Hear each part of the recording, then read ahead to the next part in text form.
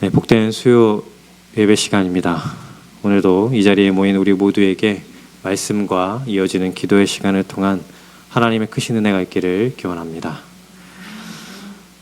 이 추위를 뚫고 오시다니 특심이십니다.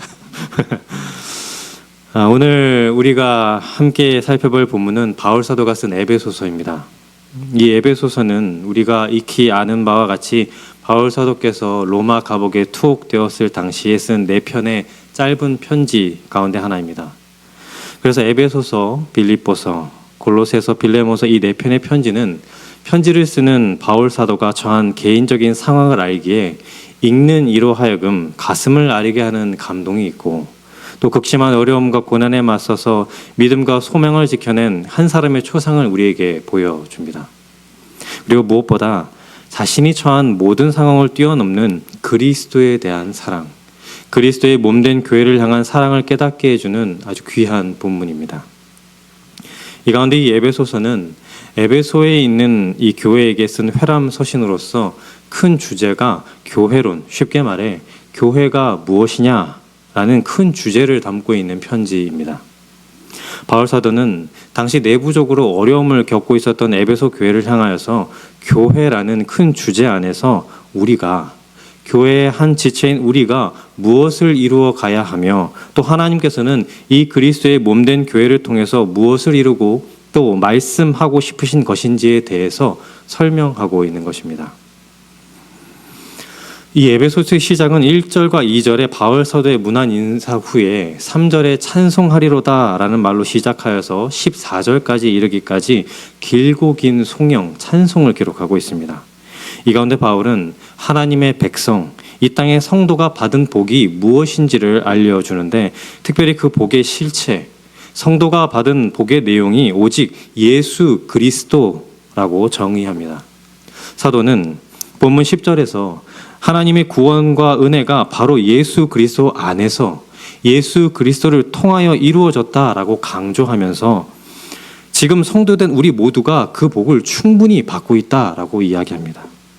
그리고 이어지는 11절로부터 14절까지 사도는 그 예수 그리스도를 우리에게 주신 하나님의 뜻과 또 그렇게 행하신 목적에 대해서 설명을 하게 되는데, 보시는 바와 같이 본문 11절이 이렇게 기록하고 있습니다. 모든 일을 그의 뜻의 결정대로 일하시는 이의 계획을 따라 우리가 예정을 입어 그 안에서 기업이 되었으니. 여기서 이 모든 일이란 앞선 4절에서부터 10절까지의 말씀을 다 포괄하는 것으로서 쉽게 말해 하나님 아버지께서 그리스도 안에서 주시는 모든 구원의 은총, 그것을 이야기합니다. 그리스도 안에서 당신의 백성들을 택하시고 그리스도의 죽으심으로 인하여서 백성들을 구원하시고 그 그리스도 안에서 만물을 통일하시는 그 모든 일, 그것을 말합니다. 그렇다면 그 모든 일이 어디로부터 나왔느냐? 11절에 기록된 대로 하나님 아버지의 뜻과 결정에 따라 나왔다. 영원에서부터 시작된 하나님의 특별한 사랑의 결과다라고 이야기합니다. 그렇다면 바울 사도가 편지의 시작부터 이것을 이야기하는 이유가 무엇일까요?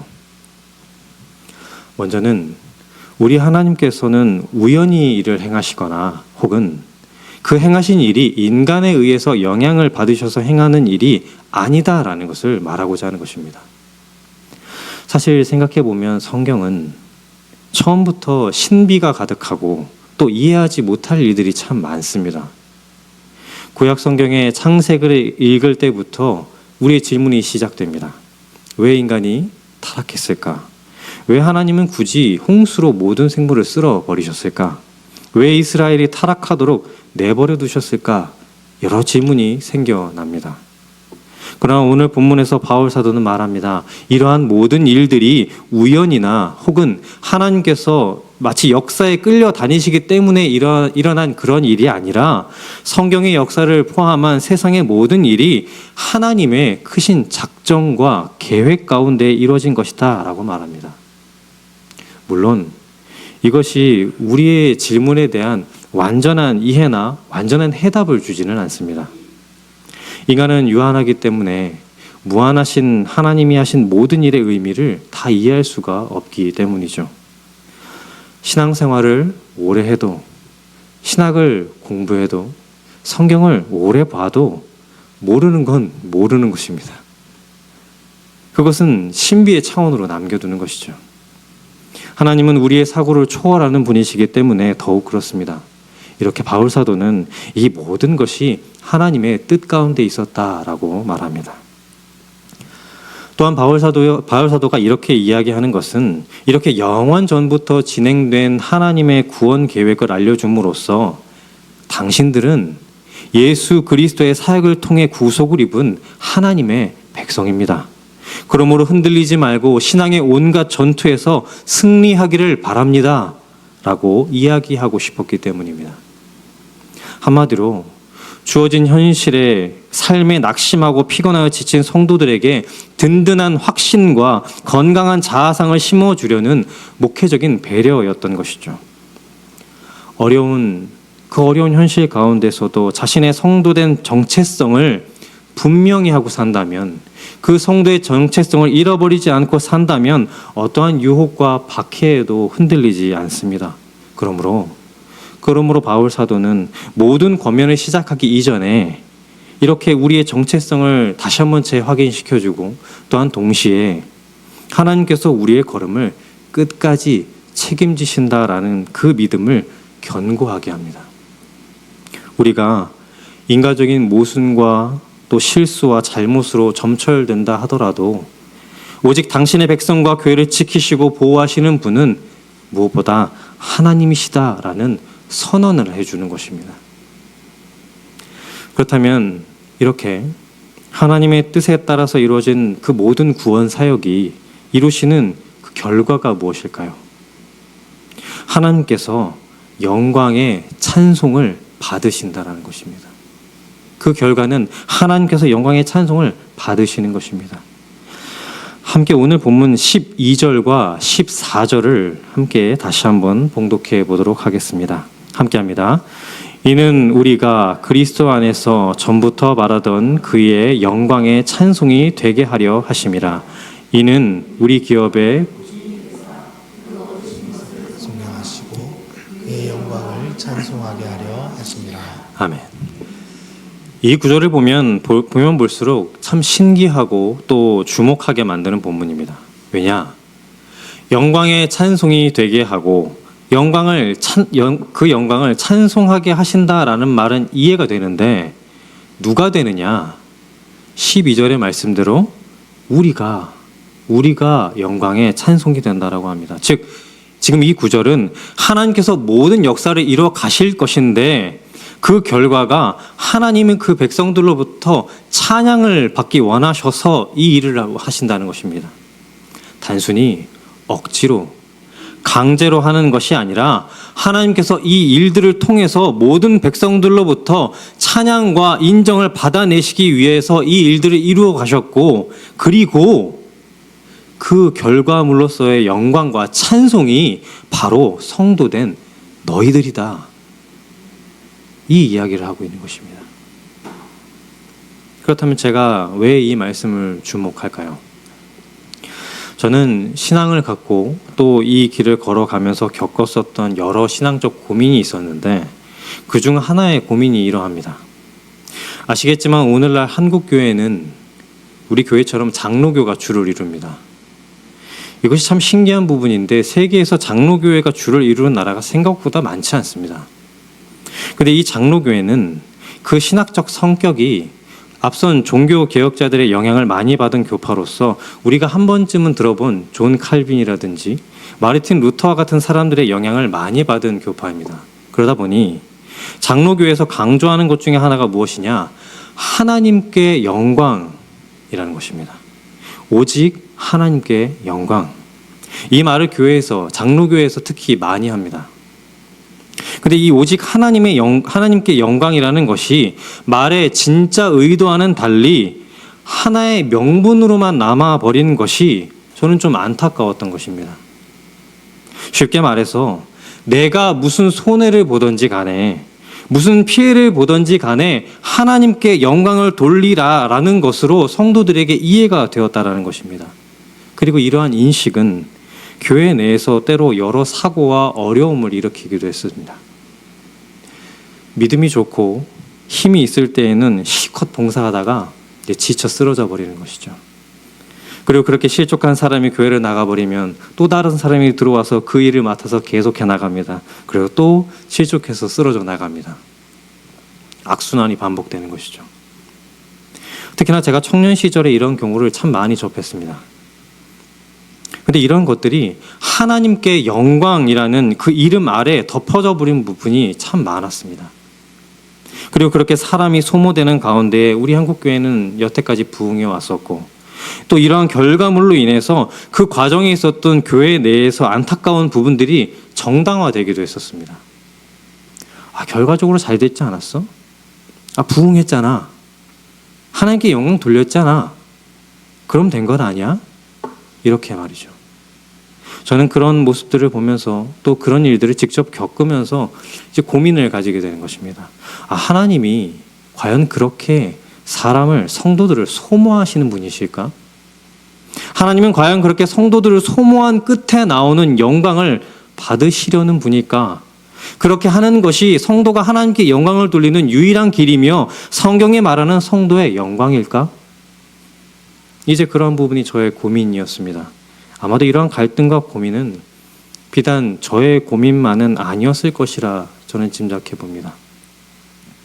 그리고 오늘 우리가 나눈 에베소서의 본문은 이러한 성도가 가진 고민에 대한 방향을 주고 있음을 볼 수 있습니다.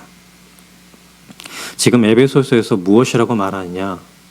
앞서 읽은 본문에서와 같이 그 영광을 당신의 백성, 하나님께서 처음부터 함께 하신 그 백성에게서 받기 원하신다라고 합니다. 단순히 백성들이 소모되어서 나타난 결과물이 아니라 하나님께서 원하시는 것은 백성, 하나님의 백성 그 자체이며 그 백성들을 주께서 은혜로 이끄사 결국 그 백성들을 통해 하나님의 영광이 되게 하신다라는 것을 지금 에베소서에서 이야기하고 있는 것입니다. 이에 이 성경을 보면 이러한 예를 어렵지 않게 찾아볼 수가 있는데 그 가운데 하나로 구약성경 출애굽기 32장을 한번 생각해 볼 수가 있습니다. 함께 화면을 보시면서 출애굽기 32장 11절에서부터 14절까지의 본문을 함께 봉독해 보도록 하겠습니다. 내용이 좀 길지만 함께 합독해 보도록 하겠습니다. 함께 합니다.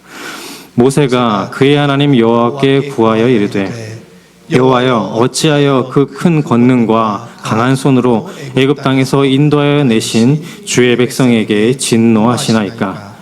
어찌하여 애굽 사람들이 이르기를 여호와가 자기의 백성을 산에서 죽이고 지면에서 진멸하라는 악한 의도로 인도에 내었다고 말하게 하시려 하나이까? 주의 맹렬한 노를 그치시고 뜻을 돌이키사 주의 백성에게 이 화를 내리지 마옵소서. 주의 종 아브라함과 이삭과 이스라엘을 기억하소서.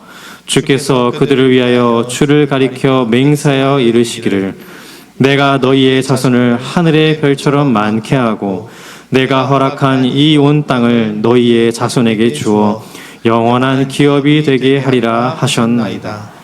여호와께서 뜻을 돌이키사 말씀하신 화를 그 백성에게 내리지 아니하시니라. 아멘.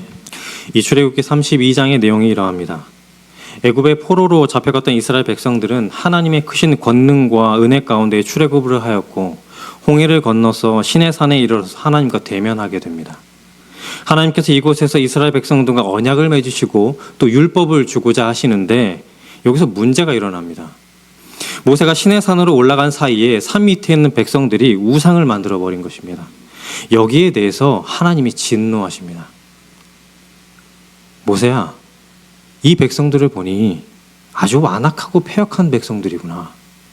이 백성들 다 진멸하고 내가 너로 새 나라를 세우겠다라고 하십니다. 그러자 모세가 하나님을 향해서 이렇게 이야기합니다. 하나님, 만약 하나님께서 지금 이 백성들에게 진노하셔서 이 백성들을 멸하시면 애굽 사람들이 우리를 보고 무엇이라고 하겠습니까?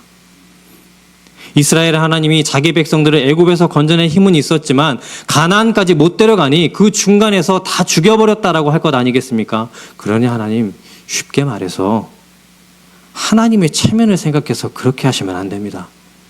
주님의 명예가, 주님의 영광이 달린 일이니 주님께서 하신 약속을 생각하셔서 이 백성 용서해 주십시오. 그렇게 모세가 하나님을 만류합니다. 그때 어떻습니까? 하나님이 그 뜻을 돌이켰다고 합니다. 자, 그렇다면 여러분, 하나님은 이랬다 저랬다 하시는 분이실까요? 저는 그렇게 생각하지 않았습니다. 우리 하나님은 전능하신 분이시고 또한 전지하신 분이시기 때문에 이미 그 백성들의 완악함을 알고 계셨을 것입니다. 그렇다면 이 사건이 오늘 에베소서의 본문과 맞물려서 우리에게 생각하도록 만드는 것이 무엇일까요? 하나님이 이루실 그 구원의 계획, 그 구원의 사역 속에서 하나님의 백성들이 어떤 위치를 차지하고 있는지, 어떤 위치에 있는지를 보여주고 있는 것입니다.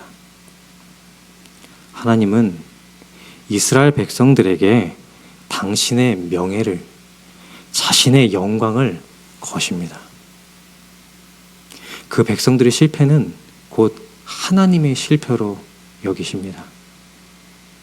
그들이 가다가 죄를 지어서 망하든 혹은 사고로 망하든 그들이 망하면 하나님도 같이 망신을 당하시겠다. 지금 그것입니다. 아마 모세는 그 사실을 누구보다 먼저 알았을 것이며 이에 이렇게 이야기합니다. 하나님, 이 백성들 멸망시키시려고 부른 것이 아님을 저는 알고 있습니다. 주님, 이 백성 버리실 수 없지 않습니까? 마치 모세가 하나님이 숨겨놓으신 그 약점을 탁 짚은 것처럼 말이죠. 그렇게 이 출애굽기 본문은 말하기를 하나님께서 그 백성들을 향하여서 너희가 나에게 어떠한 존재인지를 알아라 라고 말씀하시는 것입니다. 그 백성들의 타락과 부패에도 불구하고 그 타락과 부패라는 결과물에도 불구하고 하나님은 당신의 백성을 버리실 수가 없습니다. 그 백성에게 자신의 명예를 걸어놓으셨기 때문입니다. 내가 나로 맹세하여 이르기를 너희를 내 백성으로 삼겠다고 하였으니 난 너희들을 끌고 가야겠다. 지금 그 말씀을 하시는 것이며 이 사건을 통해서 그것을 보여주십니다. 그리하여 이 출애굽기의 본문은 이 못난 백성들을 하나님이 당신의 능력과 자비와 은혜로 얼마나 훌륭한 백성들로 이끌어 가는지 그것을 보아라. 그분은 전능한 하나님이다라는 것을 우리에게 보여주고 또 보여주는 것입니다. 제 아내가 이제 다른 곳에서도 그랬듯이 이곳에서의 저의 첫 설교 날도 저처럼 굉장히 떨려 했습니다. 왜 그랬을까요? 이제 저희가 하나의 운명으로 묶였기 때문입니다. 내가 그 사람이 되어 한 마음이 되어서 떨고 있는 것이죠. 설교 잘해야 되는데 이상한 헛소리 하면 안 되는데. 이와 비슷한 예로 부모와 자녀의 예를 들어볼 수 있지 않겠습니까? 자녀는 그 부모의 영광이자 자존심이기 때문입니다. 제가 위로 누나가 한 명 있는데 학년으로 이제 3학년이 차이가 납니다. 근데 저희 누나가 뜻하는 바가 있어서 본의 아니게 삼수를 했습니다. 이제 삼수를 마친 다음에 이제 또 저까지 재수를 했습니다. 본의 아니게 또 저희 어머니는 수험생 어머니로서 연속 5년을 보내셨습니다. 그러니까 5년을 수능 기도의 한 자리를 지키셨던 것이죠. 그 마음이 어땠을까요? 근데 돌이켜보면 그 5년이라는 시간 동안에 남들 보기에 좀 창피하고 좀 화를 낼 법한 시간에 그 시간에 어머니는 저와 저희 누나에게 단 한 번도 화를 내거나 원망을 내어놓지 않으시고 푸념을 하지 않으시고 그 시간을 보내셨습니다. 왜 그러셨을까요? 자녀의 영광이 부모의 영광이기 때문입니다. 그래서 부모는 자녀를 포기할 수가 없는 것이죠. 함께 갑니다. 실패의 길을 가도 함께 가고 성공의 길을 가도 함께 갑니다. 그것이 그 부모와 자녀가 함께 묶인 운명입니다. 그리고 하나님 역시 당신의 백성을 그렇게 보십니다. 너희는 나와 묶였어. 너희들의 실패는 내 실패고 너희들의 성공은 나의 성공이야. 그렇기 때문에 난 너희들을 버릴 수가 없어. 지금 그것을 모세의 입을 통해서 증거해 보이시는 것입니다. 하나님, 당신의 이 백성들 쓸어버리실 수 없습니다. 이들은 하나님 당신의 백성들이기 때문입니다. 끝까지 이끌고 가 주옵소서. 그 모세의 말에 하나님께서는 그래 내가 가마. 그렇게 가시는 것입니다. 사랑하는 성도 여러분, 이것이 우리가 하나님의 찬양이 된다라는 의미입니다. 하나님은 우리를 끌어서 우리로부터 찬양을 받기 원하십니다. 우리가 밑바탕을 다 깔고 다른 사람이 드린 찬양을 받으시는 것이 아니라 누군가를 쥐고 짜내고 갈아서 나온 어떤 번듯한 결과물이 아니라 그 못났을 때부터 키운 그 성도들을 통하여서 그 넘어지고 깨지고 굴렀던 그 모든 걸음들을 통하여서 그 과정을 통해서 영광을 받으시려 하십니다. 왜요? 그래야 하나님의 영광이 드러나지 않습니까? 이스라엘 역사가 증명하는 것이 또한 이것입니다. 이스라엘이 하나님 앞에서 율법을 잘 지켰으면 안 망하고 잘 갔을 텐데 율법을 어겨서 망했어. 이렇게 단순하게 생각할 것이 아니라 이스라엘은 엉망이었음에도 하나님의 은혜로 유지되었다라는 사실을 깨달아야 합니다. 그리고 하나님께서 그 백성을 붙잡고 이끌어 가사 자기 백성으로 만들어 가신 역사를 우리에게 보여줍니다. 그리고 이것을 보며 우리에게 이야기하십니다. 이게 나와 너희들의 모습이야. 나 같으면 좀 잘했을 텐데. 아니요. 우리도 똑같지 않습니까? 우리가 이스라엘에 비해서 무엇이 낫다고 이야기할 수 있습니까? 그런데 그 이스라엘 백성에게 하나님은 자기 백성이다, 내 백성이다 선포하십니다. 그리고 그들을 스스로 당신과 하나로 묶어서 포기하지 않으십니다. 이 백성은 내가 내 몸에 묶은 내 백성이야. 내가 책임진다. 이것입니다. 구약성경 사무엘하 7장을 보면 어느 날 다윗이 내가 하나님의 성전을 짓겠노라 라고 말하는 장면이 나옵니다. 그런데 하나님께서 나단 선지자에게 말씀하시죠. 다윗에게 전이라. 내가 언제 내 집 지어달라고 했니? 내가 너의 집을 세울 것이다 라고 말이죠. 그러자 다윗이 나단으로부터 그 하나님의 약속을 받고 들어가서 기도를 하게 되는데 그 내용이 이러합니다. 우리 사무엘하 7장 22절과 23절을 우리 세번역 성경으로 한번 읽어보도록 하겠습니다. 함께 22절과 23절을 함께 봉독해 보겠습니다. 함께 합니다. 주 하나님, 주님은 위대하십니다. 우리의 귀로 다 들어보았습니다만 주님과 같은 분이 또 계시다라는 말은 들어본 적이 없고 주님밖에 또 다른 하나님이 있다는 말도 들어본 적이 없습니다. 이 세상에서 어떤 민족이 주님의 백성 이스라엘과 같겠습니까? 하나님이 직접 찾아가셔서 이스라엘을 구하여 내시고 주님의 백성으로 삼아서 주님의 명성을 드러내셨습니다. 그들을 이집트에서 구하여 내시려고 큰 일을 하셨고 주님의 백성이 보는 앞에서 다른 민족들과 그 신들에게서 그들을 친히 구원하시려고 이렇게 큰 일을 하셨고 주님의 땅에서 놀라운 일을 하셨습니다. 아멘. 이 다윗의 찬양을 잘 기억하시기 바랍니다. 여러분, 하나님과 같은 분이 없습니다. 이 세상에 어느 신이 내려와서 자기와 자기 백성을 하나의 운명으로 묶어서 그 백성을 책임지겠다라고 이야기합니까? 세상에 어느 신이 자기를 경배하겠다라는 백성에게 야, 너는 됐고 내가 해줄게 라고 이야기합니까? 이스라엘 역사가 보여준 역사도 이것을 보여주는 것입니다. 우리 하나님과 같은 분이 없다라는 것이죠. 그렇게 이스라엘 역사는 우리에게 보여주는 것은 백성이 하나님을 위해 무엇을 내어놓았는가가 아니라 하나님이 그 백성들을 위하여 어떤 일을 하고 계시는가, 하나님에게 그 백성이 어떤 존재인가, 이것입니다. 이것을 보아야 합니다. 단순히 율법을 잘 지키면 복을 받고 어기면 징벌을 받는다는 수준이 아니라 그 모든 율법을 뛰어넘어서 하나님의 은혜와 자비가 결코 끊어지지 않으며 영원하다라는 그 사실, 그리고 그 은혜 속에 사는, 그 은혜 속에서 사는 백성들의 모습을 보여줍니다. 하나님은 당신의 백성을 어떠한 악조건 속에서도 결코 포기하지 않으십니다. 왜요? 하나님의 명예와 영광을 당신의 백성에 걸어 묶어 놓으셨기 때문입니다.